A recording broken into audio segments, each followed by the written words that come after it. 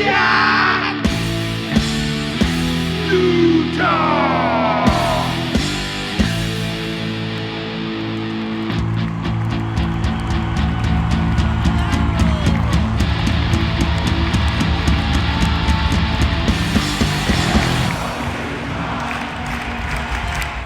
Hello, everybody.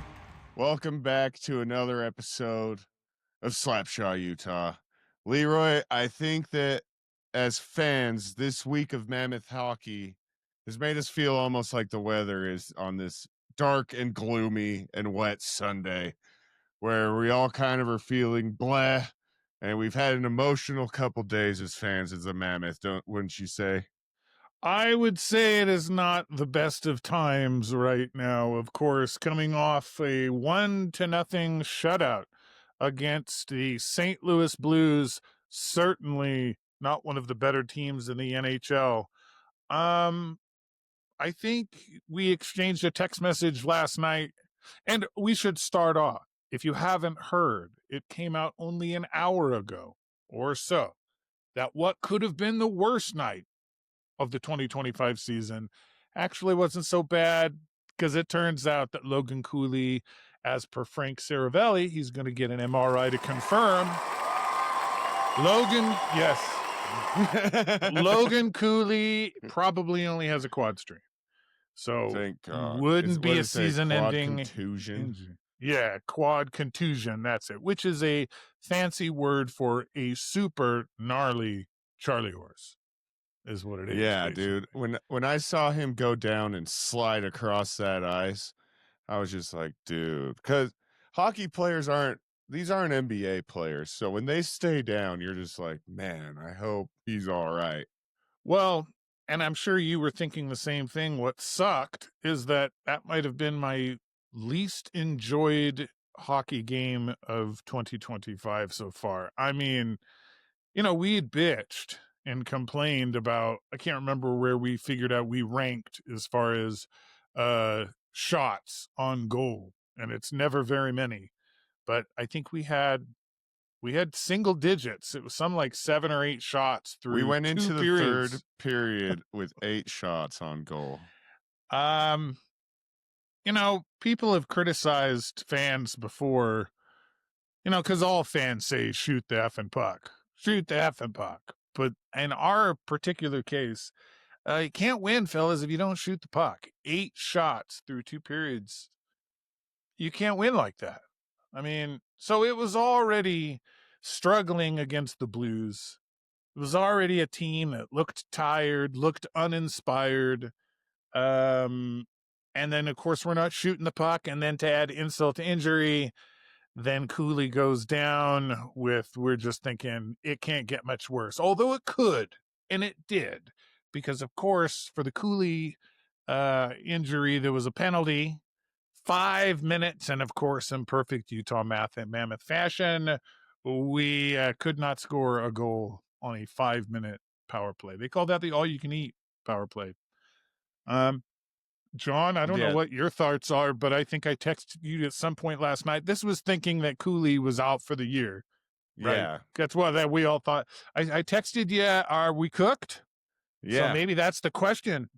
Are the Utah Mammoth cooked? Big John, what do you think? Going into like prepping for today, I wanted to talk myself off of this ledge, Leroy, of thinking the Mammoth are cooked. I don't think last night I was like, we might be cooked. And also we got to give a little leisure to this young team, because our captain Keller also lost his dad unexpectedly on Thanksgiving, which adds an extra pressure and an extra like weird feeling going in. You don't really feel right playing with him because he should be at home with his family, but he didn't want to. So shout out to him. I know that probably was a big emotional, I don't know, like dent in this team going into these last couple games as well. Of course, I love tweeting that we need to shoot the fucking puck. So I went on a deep dive this morning. And so I looked up through November. So the 15 games we were in November, how many shots we took in comparison to the rest of the league. And I wish I had Big D's fucking. I know Big D's is probably more accurate. His spreadsheet's probably more accurate, but this is what I gathered. So Big D, don't murder me. But so I looked it up, and it looks like the Utah Mammoth had 420 nice shots on goal through November. Okay, so that puts us right in the middle because Carolina led the league with 483. And sorry to one of my good friends, Brendan, an Ottawa Senators fan, they shot a measly 275 in the entire month. So we're almost 200 shots at least above the last place. So we can look at that. Here's the problem: is what's the average success rate on shots on goal? About 10%. Something like that. Yeah. We were shooting about 8%. We're not getting good shots on goal. And when I looked and so then I was like, okay, well, now we got to look up power play shots. How many? Because it seems like on power play, we want to be the Harlem Globetrotters and just pass the ball around. So I looked that up. We shot 108, right in the middle again. Philadelphia in last with 74 shots on goal during power plays, and Colorado up 139. So we're really right in the middle. The problem is we're not producing goals at all. Mm-hmm. Quality shots. Yeah, I don't. Yeah. I mean, look, last night, and I don't know why the Blues had our number. They were all in the passing lanes. We were so clogged up, so plugged. They looked more physical than we did. We looked tired again. Nothing clicking, nothing working. All right, so if we're making shots, but they're not quality shots, somebody who knows hockey better than me, tell me what's the answer to this. Is it right? Look, Vejmelka, I've been a little hard on the goaltending last few episodes, but goaltending last night was solid. Granted, it was against the Blues, but what was it? It was only 18 shots that we took. But what was the stats? Veggie had a bunch of crazy saves too, man. Yeah, he had a great. He played his ass off last night. That might have been his best game of the week. He was 18 for 19 last night, I think is what it was. So amazing. He played well last night. Yeah, he played great. But when the goaltending works, the power play and the scoring is awful. And I don't. Look, I'll tell you what. One of my thoughts was last night watching that game. This was before Cooley even went out. My thought was, that thing that we were talking about, I think it was last episode, about 75% of all the teams who were in playoff position by American Thanksgiving make the playoffs. I don't know about you, John, but I was starting to feel a lot like that 25% that actually gets disappointed. We've lost 8, and I think in November we lost 8 games. 4 wins, 3. We keep that up. We have no shot. Now that was the worst record in the league in November, by the way. 4-8 and 3. Suck. It's just suck. But look, then again, like I had mentioned in another episode, we get to keep the good and the bad all season long. So it's really just finding a click and getting a 5 or 6 game winning streak. Hey, let's be bad right now. Yeah, be bad right now. We don't want to peak right now. Let's be bad right now. Let's turn around at the new year and get on a hot streak. Making some noise. But how do you turn it around? Because, every time we lose, look at losing to the St. Louis Blues. That's hard to get up for the next game, man. Yeah. The Dallas it's not game, losing to the Avs. Well, we looked like we had some life against Dallas. There was a minute there. It's like, okay, we look pretty good. Like we're hanging in there with Dallas.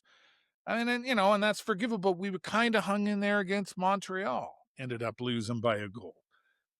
Statement win, if you will, against Vegas, 5-1. We got ours back, and that was great. But it's been 3 1-goal losses in a row. Of course, people are calling for Bear Turney's head still. And of course, we're going to need to talk about Is it valid yet? How much is this on the coaching? How much is this on, like, what is going on? Can anybody tell me? Right. Please. I definitely can't tell you. It seems like the players have almost moved on from Bear before some of us fans have. Seems like he doesn't have like there's no fire in this team anymore, it seems like. Yeah, Maybe is he that the lost a vibe? lot. Do you think he's lost the I, messaging is just not getting there or I don't know. I mean, I don't know. I know that every loss he tries to find something positive. I don't know if right. that's good or bad. I don't know how much. I don't know what the players are thinking. I mean, you see them in post interview and they seem like they've got a question mark, revolving above their heads as well. The frustration isn't going to help. We need some kind of a change of beat. I'm not sure what that's going to be. Well, I will Uh, say it's almost like we don't have an identity right now because at the beginning of the season, it seemed like we were skating a lot faster, getting the puck out, getting it down the ice faster, and really utilizing our speed because we don't really have the size of like, let's say Florida or like the Carolina. So it seemed like mhm. we were going fast. It seems like we've changed the complete gameplay. And now it's like, hey, instead of hitting a 30-foot shot and crashing the net, see if we can get a ricochet or something. Seems like it's like, okay, now we're only going to do one times from the kitchen. So Yeah. it seems like we've kind of changed the game plan and I don't know, I'm not a coach. I'm an armchair warrior, but I don't know. I'm just seeing this is just the eye test, right? Well, the 5 minute power play, we couldn't get open during a 5 minute power play. We Not couldn't only get open that, they during had a 5-on-3. breakaway Yeah. in the Yeah. 5-minute fucking power play. They had a one-on-one with Veggie, and he was, as Brandon likes to say, playing on his head, and he really got it. Um, are you having fun? Are you having I'm still having fun? fun. You're having fun watching the road games? Good, because that's the question that I wanted to ask our fan base, our followers, our listeners, the Utah Mammoth fan base. Guys, if this season could be a wash. I mean, Yeah, Keller is a young man, and when the accolades and the credit and the laurels of, being tough and having a solid mindset wear off in a couple months, that's when the hard part of losing a parent comes on, is afterwards, when you feel like you don't have much of a right to grieve anymore and you're expected to keep on going. Like, he's a 20 something year old man and he's a captain of a hockey team. And so to think that this isn't going to weigh or affect the team, it could be positive. I mean, he could just, you never know. Some they competitors, some could guys like this rally. use it They as could fuel. rally. Yeah, they could. But Keller's mindset is going to affect the team. Uh, thank, Agreed. thank goodness that it sounds like Cooley is going to be back in the lineup, hopefully sometime soon, but it could still be games, weeks. I mean, who knows? But it sounds like the worst of it, at least, the future for Logan Cooley, which is, I think, what I think some of us are going to start thinking about considering here shortly. I mean, I think I saw a tweet that went out about, well, the Mammoth lost to St. Louis, but at least we can start looking forward to the NHL draft. I think that was an allusion to maybe we'll be bad enough to be in the Gavin McKenna sweepstakes. I don't think the sky is going to fall that dramatically. However, at the same time, I'm getting used to the idea that this may be a mediocre season. And how are you going to react, Utah Mammoth fan? How are you going Well, to react? Are you going to stop watching? Are you going to stop participating? Are you going to unplug and jump back on when the excitement begins again? Or are you in here with us? I think we know how you and me feel about this, and I also have the same question. I want to ask, especially like my friends that just barely got into it. Are you willing to have a grinder for the next 6 months? But Brandon called us in today, and I think he unleashed some of his frustrations with the team. So let's listen to what Brandon had to say. Hey, y'all, first off, fucking positive vibes and shout out to Keller, the Keller family and friends, and for the health of Logan Cooley, which looks like it may not be major this morning we're seeing. But to all you low-life, dirty son of a bitch and blues fans that crawl out of trolls that crawl out of the fucking dark webs and hide behind your little glorious fucking keyboard warrior fake shit, fuck you. You guys don't think that was a dirty hit? You fucking tell us we don't know hockey. You don't know fucking hockey. And yes, we haven't remembered how to shoot now, it seems, for a year and a half. Shoot the gosh damn fucking puck, man. You can't score if you don't shoot. Enough of the pretty fucking passes, man. Veggie stood on his head last night, which we cut on him. It could have been a 6-0 goal. We make every goalie we look like look like he's a President's Trophy fucking winner. Man, fuck this. It's still touch up, baby. Touch the fucking ass. And this is just for a certain person that when you hear this, maybe you'll know it's you. Find your own content. You steal everybody's shit in this market. Everything you say is somebody else's shit, including mine. Find your own niche. Fucking touch the ass, baby. Touch up. Brandon's pissed. He's pissed. Rightly so. Brandon's pissed. Brandon is pissed.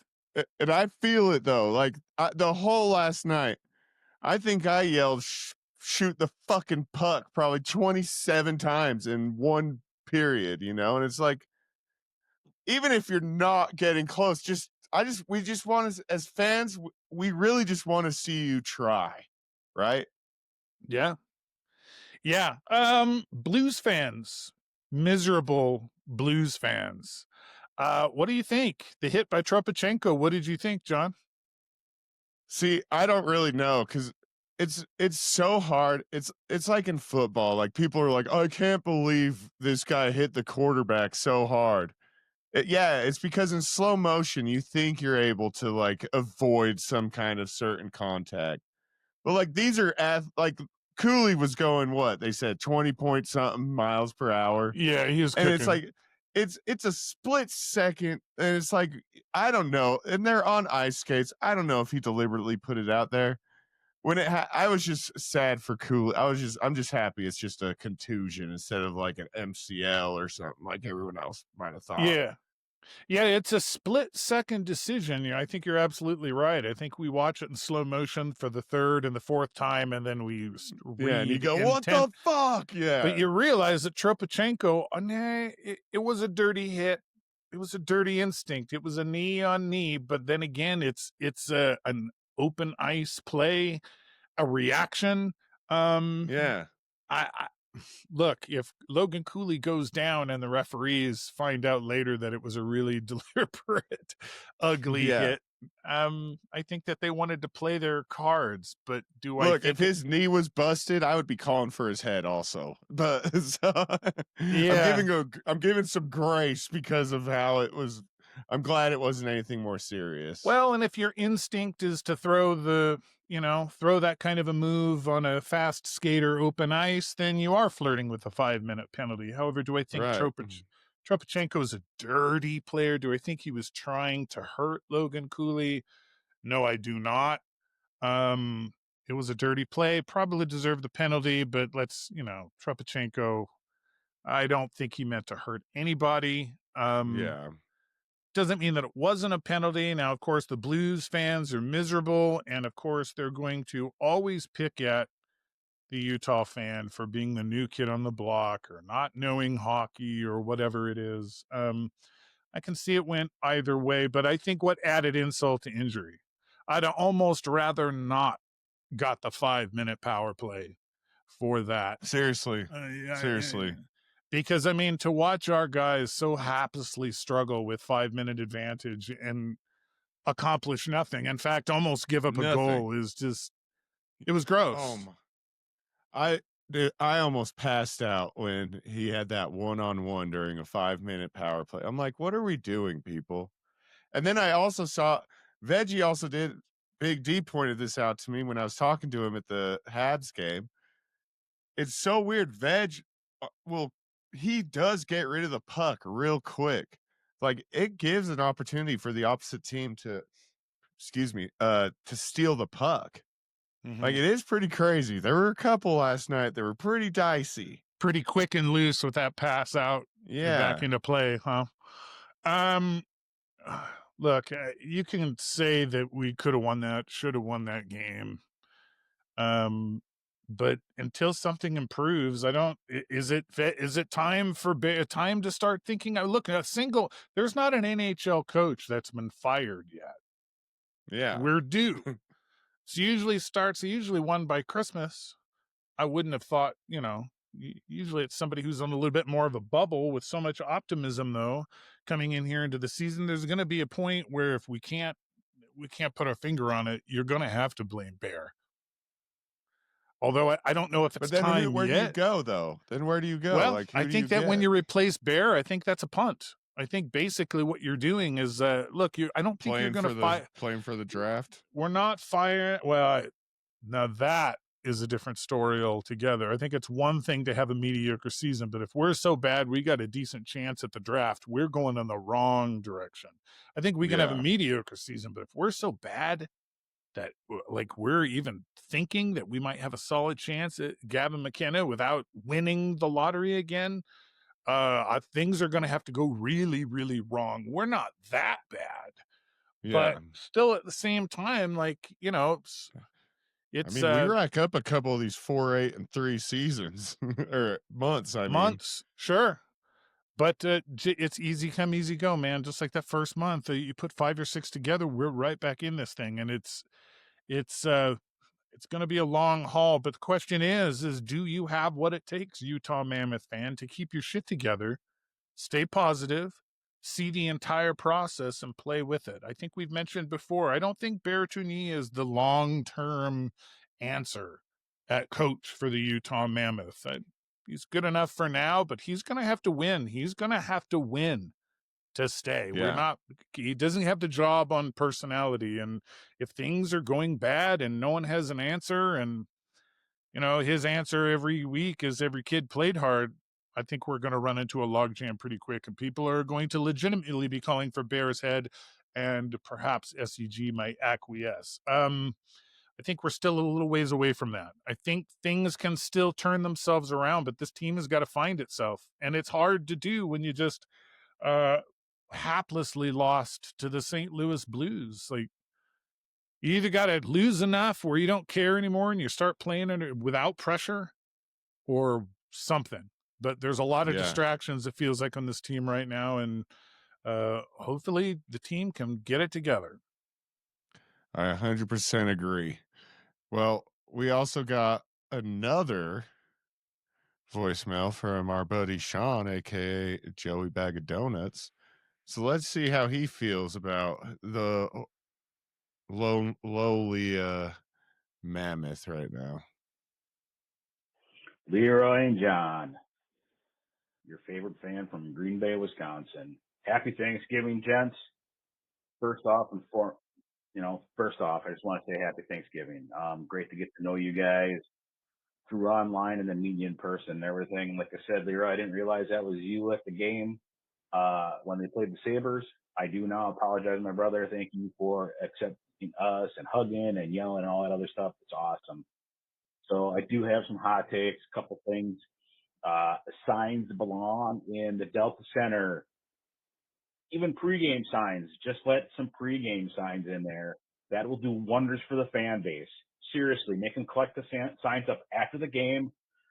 Whatever they need to do, but at least it's a little bit of give. These are the folks that are paying for the merchandise, paying for the beer, paying for the food, paying your salaries, Mr. Ryan Smith from Qualtrics. That's all I'm saying there. Show a little respect. I live 6 blocks from Lambeau Field. On game day, there's 100,000 plus fans in a city that holds 150,000 people. They allow signs. And guess what? Drunk and disorderly and assaults, those happen, mostly because of the drinking. Right, but there's usually only 7 to 10 arrests a game. Are you hearing that? I'm not saying 7 to 10 per 1,000. 7 to 10 arrests per game out of 100,000 people there.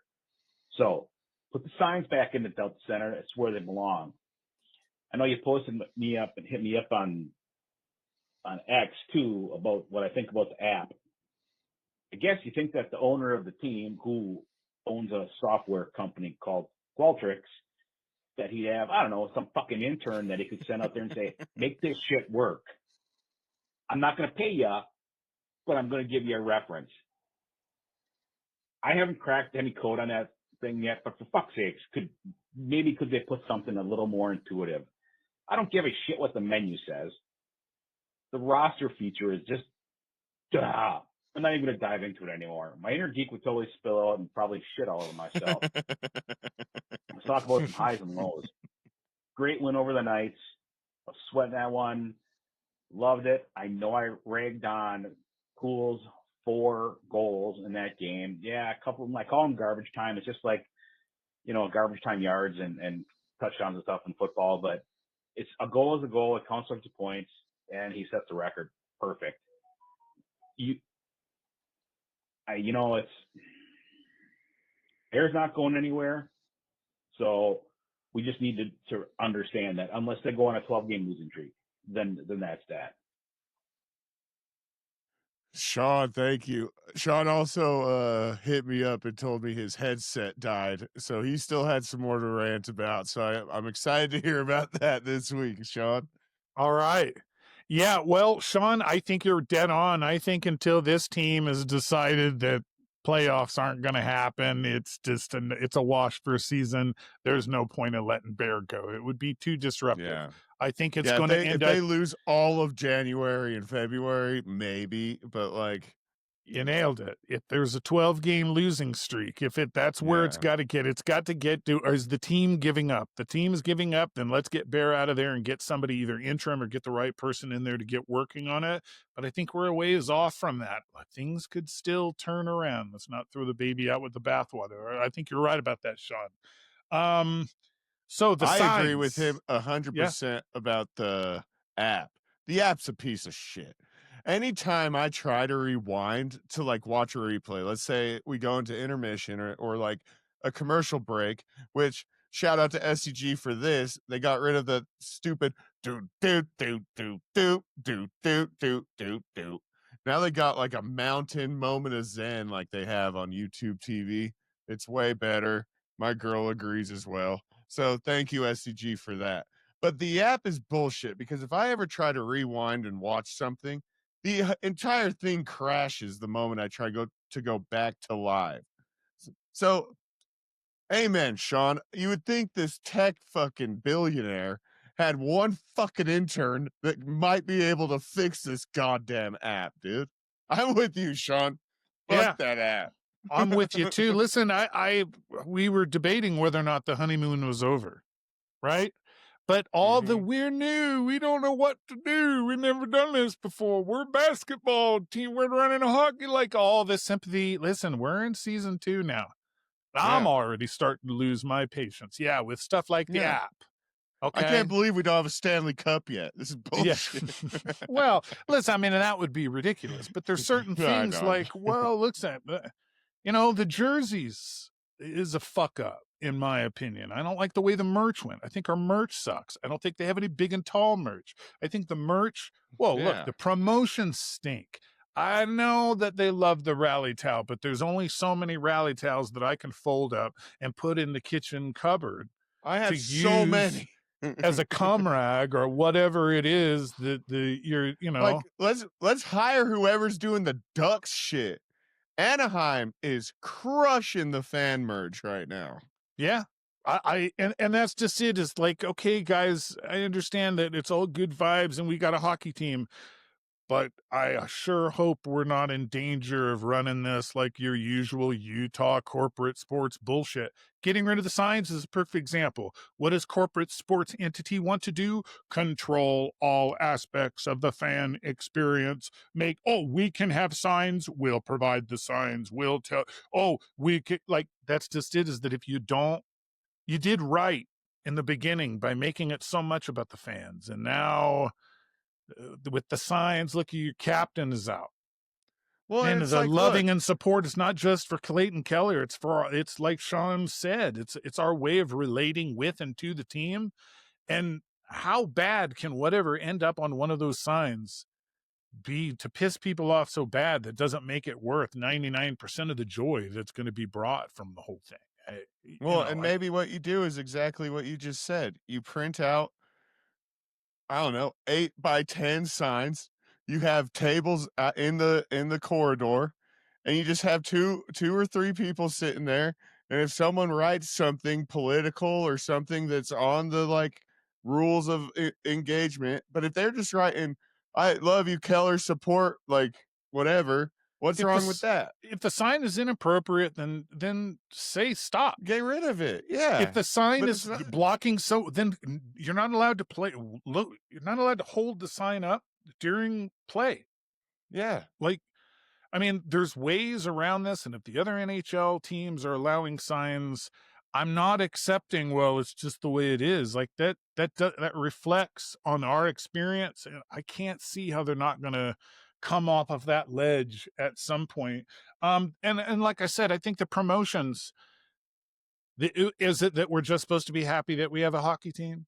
Is that the promotion? Right. I mean, like how long do the Jazz do promotions? I mean, do you get like anything cool at the Jazz game? Is it sometimes you'll get like a t-shirt? They'll put like a purple t-shirt or something. So you see what I'm saying? Is we put ourselves together a slick little hockey experience, but is it going to be creative? Are we going to do anything cool, or are we just going to go, woo, we've got sports in Utah, aren't we happy? So whoever's the creative work behind some of these teams, Anaheim, great example. I hope we catch up. The beer saber, dude. Epic. That's got to happen at some point. I mean, and look, I guess we'll be patient, but it can be better. That's all I'm saying. Yeah. And maybe the whole thing is like, look, I'm putting so much money into renovating this so you guys can actually see the game, and then we can get into upgrading our merch and all this other shit. Maybe there's that angle too. To be 100% fair, there's a reason that the Anaheim's Ducks have good merch, is because they've been absolute shit for a while. Yeah. And to get people coming in, that merch got planned probably 18 months ago. So exactly. We'll all, in due time, it'll be fine. However, I just think that the signs is a hill that I don't understand why SCG wants to die on. But me neither. All right, they can do what they want to do. And of course, Clayton Keller, our hearts go out to the captain. Hopefully he's getting the support he needs, and he's, playing. Hopefully playing just gives himself a sense of normalcy, It's a real bummer too that, and like you said, maybe people grieve differently. So maybe it's a blessing that he's got 6 weeks away or 6 games away from home. And he can kind of like zone out and not really come to grasp with it. But yeah, like you said, our hearts go out to him. That was a real bummer to hear. Yep. Yep. Dark times. A dark cloud for the Utah Mammoth, but I think the sun is going to break through here, hopefully sooner than later. The road trip isn't getting any easier. Some crazy long-ass road trips this year. Of course, the Olympic schedule is kind of compressing things on both sides of February. We're not coming home yet. Utah Mammoth on the road to California, have a game against the Sharks on Monday night. Go to Anaheim to play the Ducks. Go up north to play the Canucks, and then finally the Flames, and what is a Pacific Division road trip. I would like to think that we beat the Flames, and I think we're in it against the Canucks. But the way we've been playing, it's going to be a rough road trip. John, how do you think we're going to fare against these NHL teams? That's exactly what I put down, Lee. I put down lose to both California teams, and I think we'll beat Vancouver and Calgary and end it right. Yeah, seems like we're going to lose to Anaheim and San Jose. Maybe we get a point out of the Vancouver game, and I would like to just say we beat the Flames. I'm thinking we're going to get 4 points out of the next 4 games, which I think that's optimistic. I think that's very optimistic and generous. I was looking at this. I'm like, can I weasel my way in to be a big enough homer to say we're gonna beat San Jose or Anaheim? Yeah, that's actually only 3 points in 4 games, not 4 points. So Yeah, but I think that we'd all be pretty happy if that's what we got. Well, and I will say, even coming back home, the next 3 games after that at home are not easy either, with the Kings, the Panthers, and the Kraken coming to town. So This team has got to find itself. rough It's got to. 7 games ahead of us, Lee. Hey, the Utah Mammoth that existed 1 month ago, we wouldn't be sweating it. Like Yeah, we wouldn't. exactly. This road trip, Sharks, Ducks, Canucks, Flames. Yeah, we'll come out of there pretty good. 6 So, points. Yeah. if that's what you and I think, what do you think the guys on the bench think? What do you think the team Yeah. thinks? They probably think they can't buy a fucking goal. So Yeah. whatever it is that we got to do, I mean, as fans, is just sit and watch things flop. But Hey, I'm hopefully, gonna keep watching. I'm gonna keep watching, man. I've got too many years as a sports fan of shitty teams to, you Dude, know. a lot of us are Jazz fans that moved over to here, so we're not 10 even for- sweating. We're still Yeah. having a grand old time. Yeah. Hey, guys, this is a cycle. This is an upward swing. I mean, it would have been fairy tale to have a mediocre season and come in and contend for the Stanley Cup. This could be 2, 3, this could be 4 years still going. There is still development. Hopefully it doesn't take that long, but this is still a team in development, and they're going to come around. They're going to find themselves. Or we're going to blow the whole fucking thing up and start over from scratch in a few years. I doubt that that's the case. Hang in there. The process will pay off. I think the team's going to get their shit together, and I think Bear survives 2026 as the coach for the Utah Mammoth. Ooh. I think we come around. I can see that. I agree. I think we all just need to keep our heads up and kind of just, hey, we're a young, new team. This wasn't the Vegas Knights where we get that cool cheating ass draft where you just get to pick all the good players and be good in 1 year. We're a rebuild. We're moving along. And Young I like players. that hot take, Lee. But also, I want to remind everyone, if you also have a hot take, call our number, just like Sean and Brandon did. And it's fun. We get to hear how you guys feel, and I really want to hear how you guys feel about, like Lee said, what do you guys think about this little slump we're in? Is it going to make it so you fan a little less hard, or is it going to make you the same, or whatever? Let us know. Brandon, Sean, thanks for calling into the show. Cannot wait until we hear from you next. Thanks for listening to Slapshot Utah. Goodbye.